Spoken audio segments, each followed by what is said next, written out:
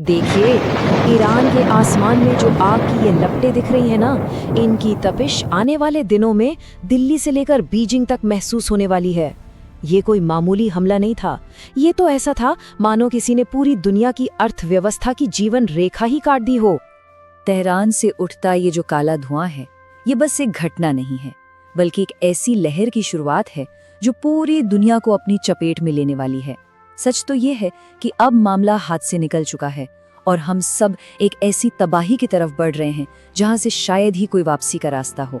ये मत सोचिए कि ये लड़ाई सिर्फ दो देशों के बीच की है। नहीं, अब ये उससे कई आगे बढ़कर हमारी जेब, हमारे घर के राशन और हमारे अपनों की जिंदगी पर सीधा असर डालने वाली है। असली सवाल तो ये है कि क्या हम उस दिन के लिए तैयार हैं जब पेट्रोल की कीमत हमारे घर का बजट तय करेगी। तो चलिए जरा गहराई से समझते हैं कि इस आर्थिक युद्ध की, इस इकोनॉमिक वॉर की शुरुआत आखिर हुई कैसे।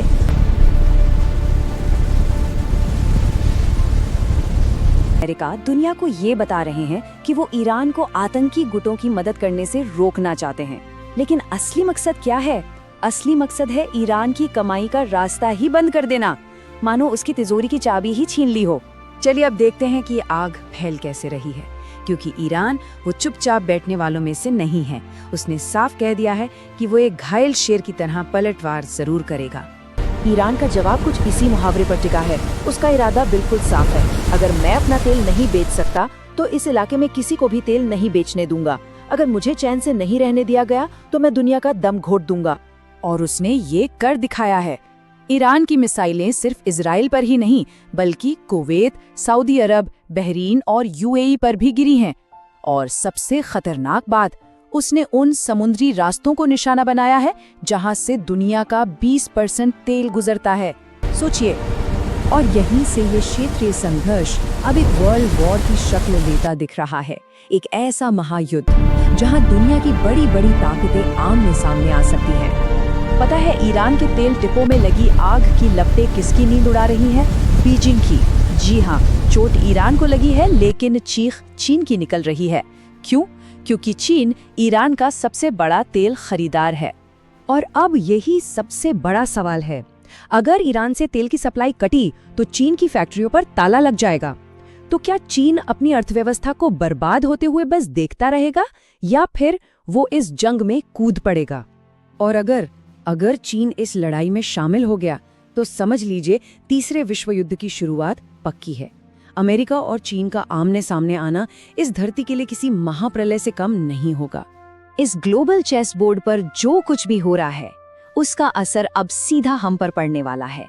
जी हाँ, ये युद्ध अब भारत के दरवाजे पर दस्तक दे रहा है और इसका असर हम सब की जेब पर होगा। सबसे पहली और सबसे बड़ी चिंता है उन 90 लाख भारतीयों की जो इन खाड़ी देशों में काम करते हैं। सोचिए, अगर सऊदी अरब और यूएई जंग के मैदान बन गए तो इतने सारे लोगों को वहां से सुरक्षित निकालना लगभग नामुमकिन होगा। और फिर आती है आर्थिक सुनामी। देखिए, भारत अपनी जरूरत का ज्यादातर तेल बाहर से ही मंगवाता है। अगर पेट्रोल डीजल की कीमतें आसमान छूने लगी तो ये हमारी जेब और हमारे बजट पर एक बहुत भारी टैक्स जैसा होगा। तो सवाल ये है कि क्या हमारे घर की रसोई और हमारा बजट उस आर्थिक सुनामी को झेलने के लिए तैयार है? क्या हम 150 रुपए लीटर पेट्रोल खरीदने को तैयार हैं? क्या हम सब मिलकर इतिहास के सबसे अंधेरे रास्ते पर चल पड़े हैं? इस सवाल का जवाब शायद इतिहास के पन्नों में ही छिपा है। यही बात हमें समझनी होगी कि आज के हालात 1973 के तेल संकट से कहीं ज्यादा खतरनाक क्यों है। देखिए, तब सिर्फ तेल की सप्लाई रुकी थी, आज तो तेल के कुएं ही शमशान बनकर जल रहे हैं। तब दुनिया की आबादी भी कम थी, आज हम 8 अरब लोग हैं। जरा सोचिए, अगर आज के दौर में तेल की सप्लाई सिर्फ 10 दिन के लिए भी रुक जाए तो क्या होगा? दुनिया के बड़े बड़े शहरों में बिजली चली पावर ग्रिड फेल हो जाएंगे, सारे सिस्टम क्रैश हो जाएंगे और इंटरनेट बंद हो जाएगा।